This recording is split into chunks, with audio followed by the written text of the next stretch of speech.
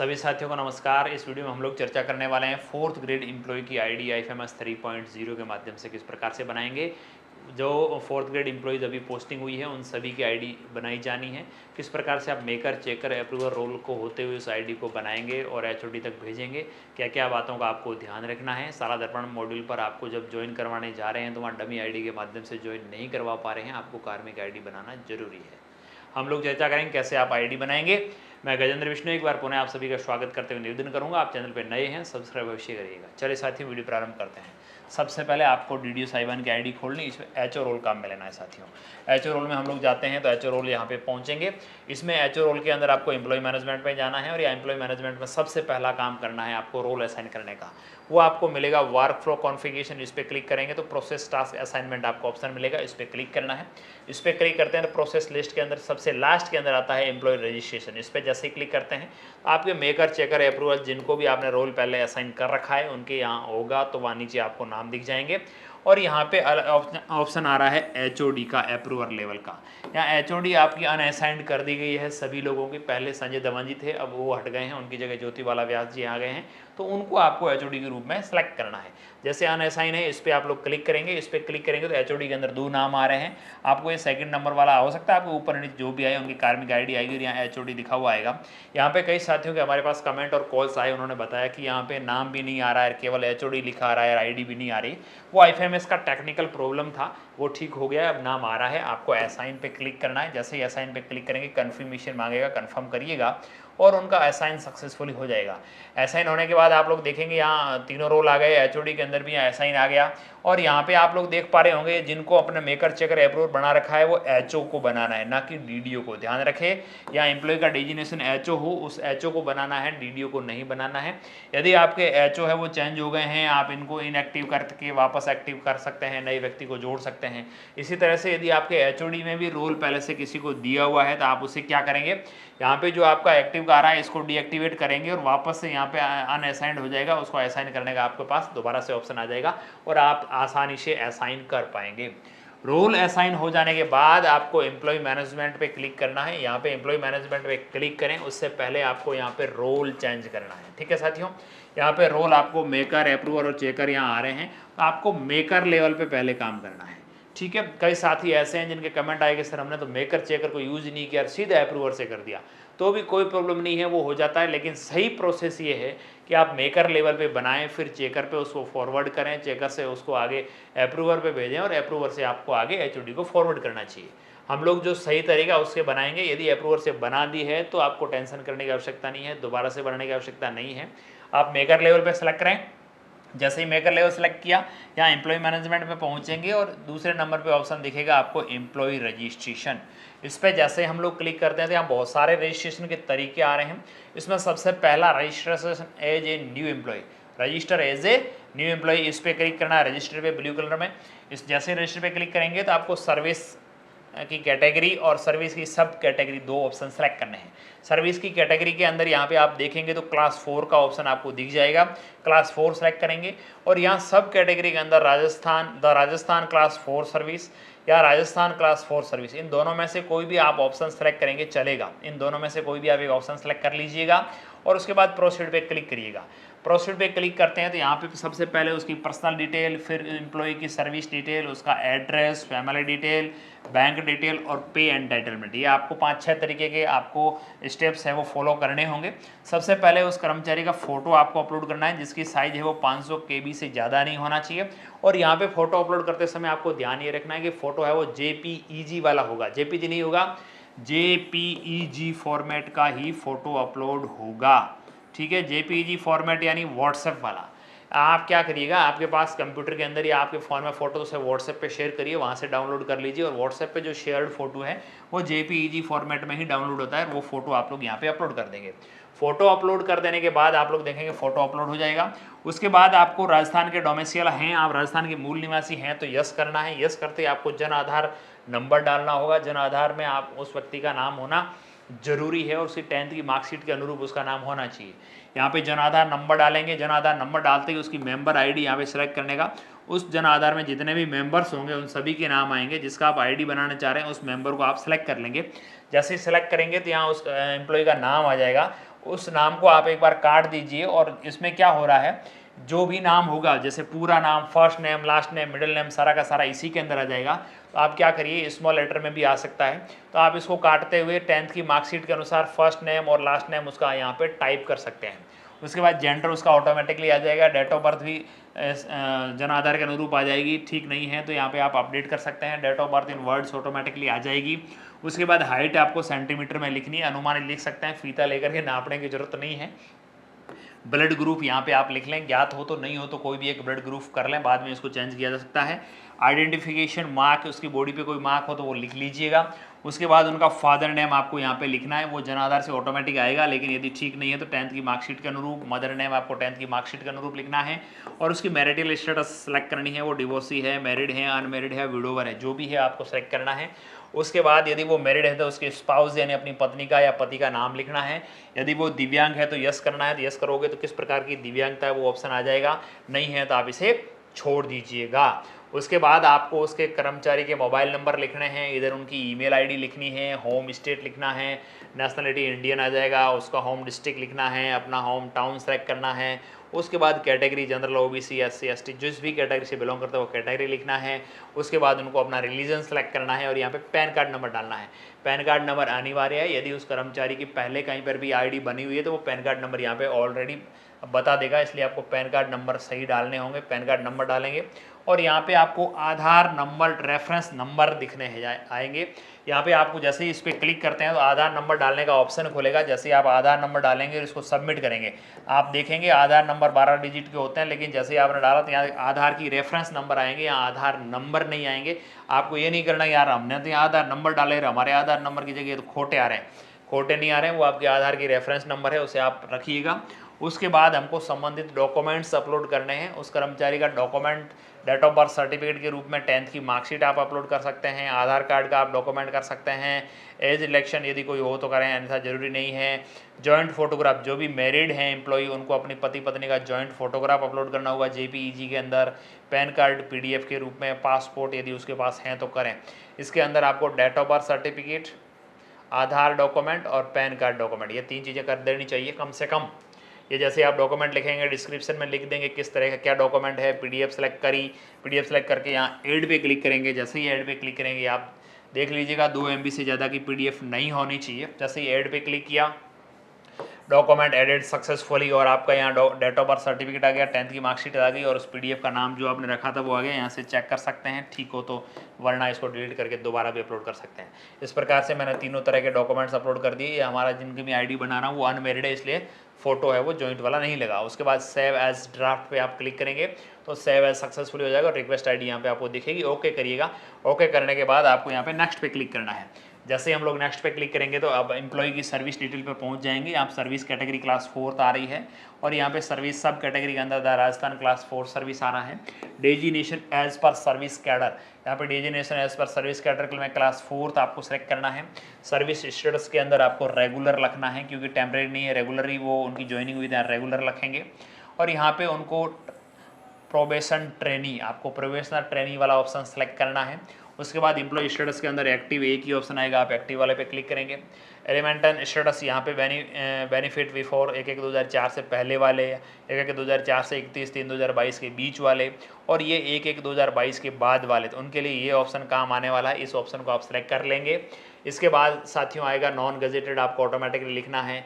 और उसकी सर्विस कोटा जो भर्ती हुआ है वो किस कैटेगरी से हुआ, वो फिजिकली हैंडीक्राफ्ट है या प्लेयर है, डिवोर्सी है या विडो है, जिस भी कैटेगरी से यदि नहीं है तो NA वाला नॉट एप्लीकेबल आपको सिलेक्ट करना रहेगा। उसके बाद आपको अपॉइंटमेंट ऑर्डर नंबर, जो भी जिला शिक्षा अधिकारी के वहाँ से ऑर्डर जारी हुआ उसके ऑर्डर के नंबर आपको डालने हैं, ऑर्डर की डेट यहाँ पे डालनी है, ज्वाइनिंग डेट उसने कार्यक्रम कब किया वो डेट डालनी है, प्रेजेंट डेजिनेशन जो वर्तमान पद है वही सेम को सेम डेट आ जाएगी। और यहाँ पेरेंट्स डिपार्टमेंट, यहाँ पेरेंट डिपार्टमेंट के अंदर केवल 4 डिपार्टमेंट ही आ रहे हैं, तो यहाँ पे आपको जनरल एडमिनिस्ट्रेशन डिपार्टमेंट, सामान्य प्रशासनिक विभाग आपको सिलेक्ट करना रहेगा साथियों इसके अंदर। और यहाँ करंट डिपार्टमेंट के अंदर ऑटोमेटिकली जो भी सेकेंडरी एलिमेंट्री आपका एजुकेशन डिपार्टमेंट होगा जिसका भी HO रोल है उसका ऑटोमेटिकली यहाँ पे आ जाएगा। उसके बाद साथियों आपको ध्यान रखना है कि यहाँ पे ऑर्डर किसने किया, डेजिग्नेशन ऑफ अपॉइंटिंग ऑथोरिटी, यानी उनको ज्वाइन करवाने वाला, आदेश जारी करने वाले अथॉरिटी कौन है, तो डिस्ट्रिक्ट एजुकेशन ऑफिसर सेलेक्ट कर दिया मैंने। उसके बाद designation as the time of the first appointment के समय उनकी क्या पोस्ट थी, तो क्लास 4th स्टाफ लिख देंगे। Post designation at current office के अंदर कौन सी पोस्ट आप देखेंगे, यहाँ क्लास 4th स्टाफ का ऑप्शन आपको दिख जाएगा, उसे आप सेलेक्ट कर लेंगे।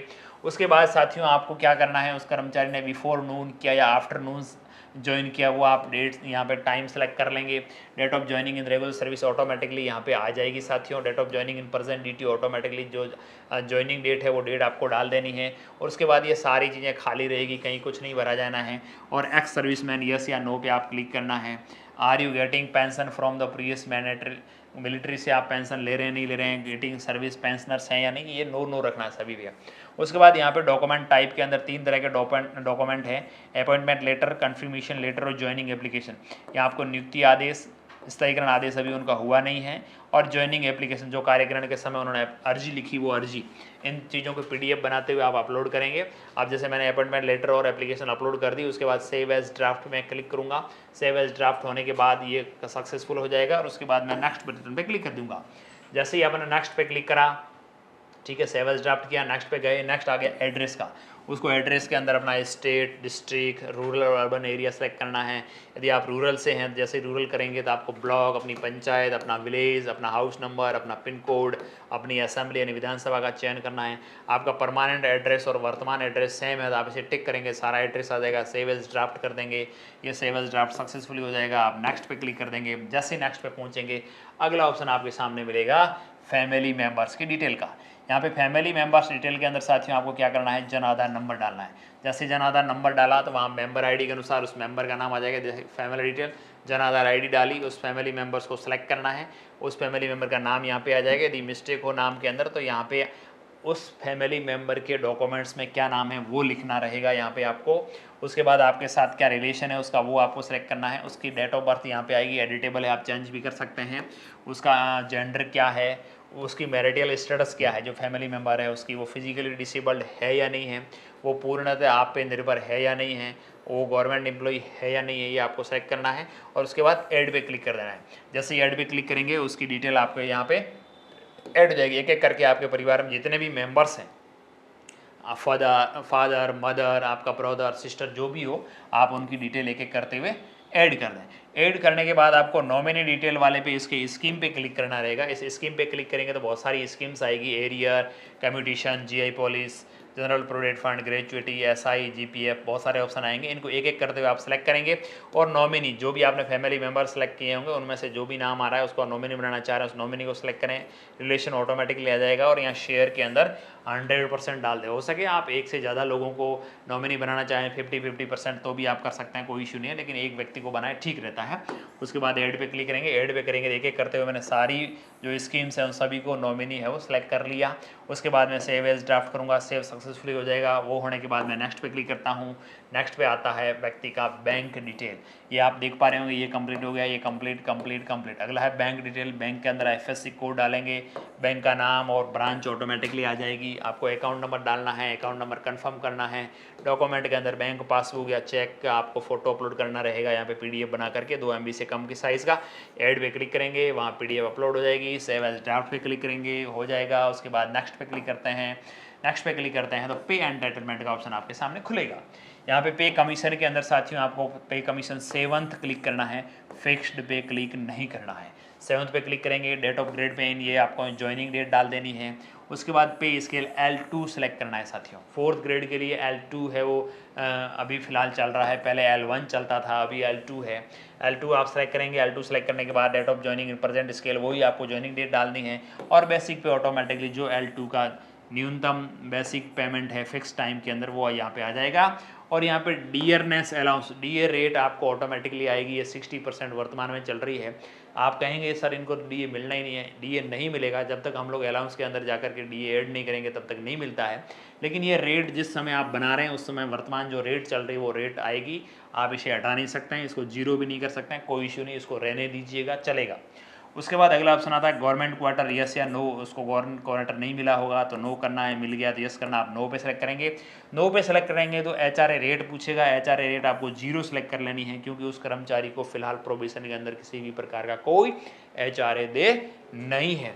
उसके बाद इस टर्म एंड कंडीशन को आप अलाउ करेंगे। अलाउ करने के बाद यहाँ पे आपके सामने सबमिट का ऑप्शन खुल जाएगा। इस सबमिट वाले पे क्लिक कर देंगे। जैसे ही सबमिट पे क्लिक करेंगे कंफर्मेशन मांगेगा, यस करिएगा। यस होते ही उसकी request ID automatically maker level का काम कंप्लीट हो चुका। अब मेकर लेवल के बाद आपको चेकर लेवल पे पहुंचना है, तो यहाँ रोल चेंज करेंगे और यहाँ पे चेकर वाले पे क्लिक कर देंगे। जैसे ही चेकर पे क्लिक करते हैं तो साथियों यहाँ पहुँचते हैं तो यहाँ माई टास्क लिस्ट पे क्लिक करना रहेगा। माई टास्क लिस्ट पे क्लिक करते हैं तो आपके पास जो भी पेंडिंग रिक्वेस्ट है वो शो करेगी। ब्लू कलर के अंदर यहाँ रिक्वेस्ट आईडी शो होगी, उस पर क्लिक करना है। उस पर क्लिक करेंगे तो जो हम लोगों ने मेकर लेवल पे काम किया था, जो अपने 5-7 स्टेप फॉलो किए थे, वो सारे स्टेप आपको एक बार चेक करने हैं। सारी डिटेल्स यहाँ पे भरी हुई आएगी, कहीं कुछ भी आपको भरने की आवश्यकता नहीं है। एक बार चेक करते हुए आप इसे नेक्स्ट करके आगे बढ़ाएंगे। ये पहली डिटेल, उसके बाद सर्विस डिटेल, आपको नीचे बढ़ना है, नेक्स्ट का ऑप्शन दिखेगा। जो डॉक्यूमेंट अपलोड किए हैं वो एक बार चेक कर लें कि सही डॉक्यूमेंट अपलोड हुए नहीं हुए हैं। उसके बाद एड्रेस का आएगा, फैमिली डिटेल आएगा, बैंक डिटेल आएगी, पे एंड एंटाइटलमेंट आएगा। सारी चीज़ें आने के बाद यहाँ पे आपको चेकर लेवल पे फॉरवर्ड और रिवर्ट 2 ऑप्शन दिखेंगे। पहले यहाँ पे अप्रूव का ऑप्शन भी दिखता था। कई साथी ये कंफ्यूज होते हैं कि सर यहाँ तो फॉरवर्ड और रिवर्ट का ही ऑप्शन आ रहा है, अप्रूव का तो आ ही नहीं रहा, या सबमिट का ऑप्शन आ ही नहीं रहा है। तो आपको फॉरवर्ड करना है, यानी आप चेकर हैं, बीच की कड़ी है, या तो आप इसे आगे भेजेंगे या इसको पीछे भेजेंगे। यानी रिवर्ट भेजोगे तो मेकर लेवल पे चला जाएगा, और आगे फॉरवर्ड करोगे तो ये अप्रूवर लेवल पर चला जाएगा। तो आपको 2 ही काम करने हैं। रिजेक्ट करने की आपके पास ऑथोरिटी नहीं है, या अप्रूव करने की आपके पास ऑथोरिटी नहीं है। आप चेकर हैं, यानी चेक करने वाले हैं, आपने चेक कर लिया, या तो गलत है तो रिवर्ट कर दो, सही है तो फॉरवर्ड कर दो। जैसी भी कंडीशन फॉरवर्ड कर दिया। जैसे फॉरवर्ड करेंगे ये अगले स्टेज में पहुंच जाएगा, श्योर मांगेगा, कंफर्म करेंगे, ओके। अब हम लोगों को रोल चेंज करना है अप्रूवर का। जैसे हम लोग अप्रूवर रोल पे सेलेक्ट करेंगे, आपको वही माई टास्क लिस्ट के अंदर दिख जाएगा। जो भी पेंडिंग रिक्वेस्ट होगी वो दिखेगी, या रिक्वेस्ट आईडी पे क्लिक करते हैं। रिक्वेस्ट आईडी पे जैसे ही क्लिक करेंगे वही वापस जो मेकर और चेकर लेवल पे आपने फॉलो किया वो स्टेप फॉलो करते हुए आप आगे बढ़ा देंगे। नेक्स्ट करते हुए सबसे लास्ट वाले पार्ट में अपन लोग पहुँचते हैं, पे एंटाइटलमेंट वाले। इस पर जब हम लोग पहुँचते हैं सारी चीज़ें दिख रही है। अब की बार यहाँ पे अप्रूव, रिवर्ट और रिजेक्ट 3 ऑप्शन आ रहे हैं। आपको लगता है पूरी तरह से खोटा बना है तो रिजेक्ट कर सकते हैं, सुधार योग्य है तो रिवर्ट कर सकते हैं, और सही है तो अप्रूव कर सकते हैं। आप जैसे ही अप्रूव पे क्लिक करेंगे ये कंफर्म मांगेगा, इन्फॉर्म करेगा आपको, यस करिएगा, और ये रिक्वेस्ट सक्सेसफुली फॉरवर्ड होगी। इस तरह से मेकर, चेकर और अप्रूवर रोल को फॉलो करते हुए आप लोग आईडी को बनाएंगे। लेकिन कई साथी ऐसे हैं जिन्होंने इन लेवल को फॉलो किए के बजाय सीधा एचओ के अंदर अप्रूवर रोल में ही आईडी बना करके प्रोसेस कर दी, और अप्रूवर से वो सीधी एचओडी चलेगी। तो भी कोई दिक्कत वाली बात नहीं है, वहाँ एचओडी लेवल से उसको अप्रूवल मिल जाएगा, आपकी आईडी जनरेट हो जाएगी। आपको दोबारा से आईडी का प्रोसेस करने की आवश्यकता नहीं है। वो शॉर्टकट था, हम लोगों ने सही तरीका आपके साथ शेयर किया है। अब बात आएगी उस कर्मचारी की आईडी बनी नहीं बनी, क्या स्टेटस है, कैसे देखेंगे।